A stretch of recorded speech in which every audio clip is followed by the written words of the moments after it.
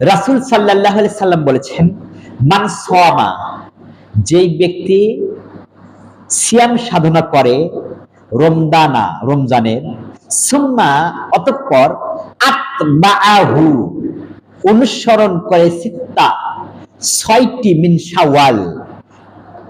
শাওয়াল মাসের রোজা, কানা কাসিয়ামিন দাহরিন, আল্লাহর হাবিব বললেন সেই ব্যক্তি 1 বছর রোজা পালন করল। বুঝাতে পারলাম?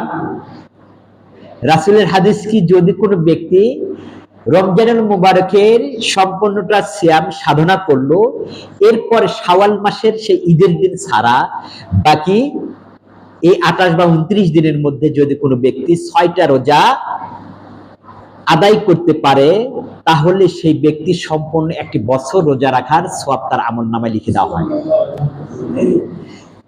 তো এই হাদিসের ব্যাখ্যা বিভিন্ন ভাবে নিয়ে এসেছেন মুহাদ্দিসগণ, যে 1 মাসে কয়টি রোজা থাকে? 30 দিন। আমরা মাসটাকে 30 দিয়ে হিসাব করি, তাই না? তাহলে 30 10 কত হয়? 300।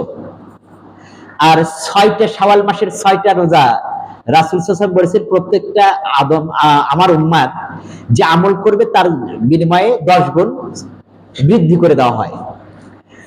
শাওয়াল মাসের 6টা রোজা রাখলে তাহলে 6 10 60, তাহলে কত হলো? 360। আমাদের বছর কত দিনে হয়? 365 দিন। 5 দিন রোজা রাখা হারাম।